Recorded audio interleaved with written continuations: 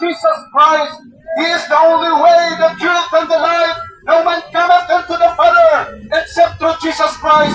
Makabantay tanining panahuna ang mga tao ikalimtan ng atong Ginoong Jesucristo.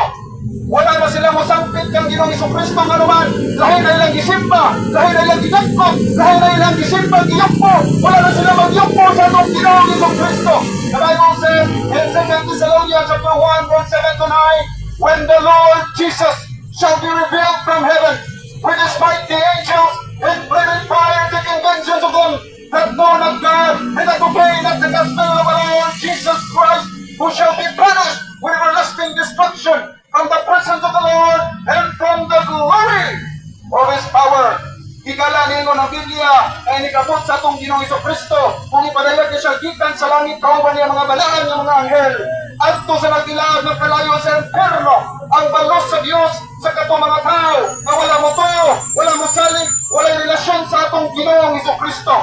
Higala adto sa walay huno nga pagkalaklag ngadto sa linaw nga kalayo sa impierno ang balos sa Dios sa katong mga tao na wala mo to, wala mo salig, walay relasyon o wala mo tuman sa mayong balita mahitungod sa atong Ginoong Jesucristo. Nga atong Ginoong Jesucristo siya mo'y nakuhat sa langit at sa yuta, siya pagyod ang namatay sa krus sa Kalbaryo tungod sa atong mga sala, siya gilubong o sa katulog kaadlaw na banhaw sumala sa mga kasulatan. Kanay 500 kabin ka mga testigo na nagkamatuod ang atong Ginoong Jesucristo nga buhi. Siya lamang ang Diyos na Ginoo nga nabanhaw gikan sa mga patay. Siya lamang si Jesus Christ. He is the Prince of Peace. Jesus Christ is the King of Kings and Lord of Lords.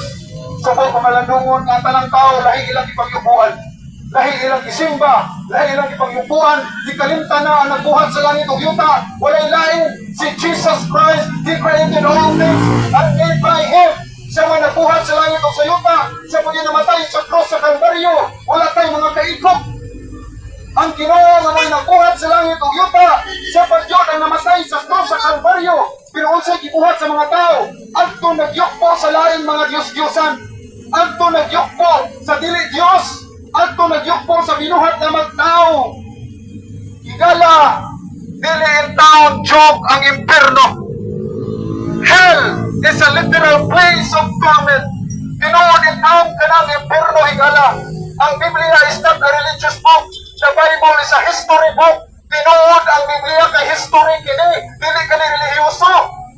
Ayaw pag-ingong ang basa-basa ng Biblia, relihiyoso na kang pagkatao. We are not religious. We are saved by the blood of our Lord Jesus Christ. Luwas kami. Na naman, giluwas kita sa itong Ginoong Jesucristo 2,000 years ago at the cross of Calvary, that He shed His precious blood and He was buried and He rose again according to the Scriptures. Tungod ka na sa gibuhat sa itong Ginoo, tungod sa dakong gugma diri ka na to. The Bible says in John chapter 3 verse 16, for God so loved the world, and He gave His only begotten Son, that whosoever believeth in Him should not perish, but have everlasting life.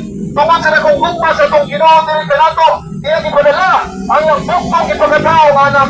O si bisan kinsa ang mutuo mo sa alig ng Kristo Jesus, hindi kaya malaglag ngadto sa linaw nga kalayo sa impierno. Tingala ka na kung gugma sa atong Ginoo, higala. Ang Ginoo dili buhok kay ikaw mapunta sa kalayo sa impierno.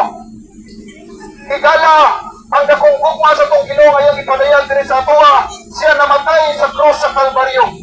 Gilubong ang atong Ginoo kung nabanhaw gikan sa mga patay nga nagpamatuod, higala na kita yung giluwas 2,000 years ago.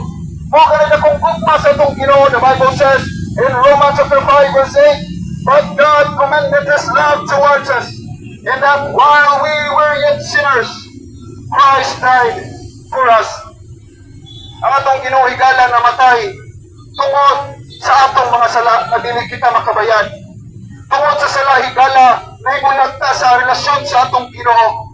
The Bible says, as it is written, there is none righteous, no, not one. Walay mayong tao, wala bisan usa. Ikaw ug ako dili mayong tao. Ikaw ug ako dili buotan. Ikaw ug ako dili mataro katubangan sa Ginoo. Higala buotan ka atubangan sa imong panimalay. Higala buotan siguro ka atubangan sa imong asawa o imong girlfriend or boyfriend. Higala buotan siguro ka atubangan sa imong paryente. Pero sa mata sa Dios, ikaw hugaw nga sama sa trupo ug ikaw wicked and you will go to hell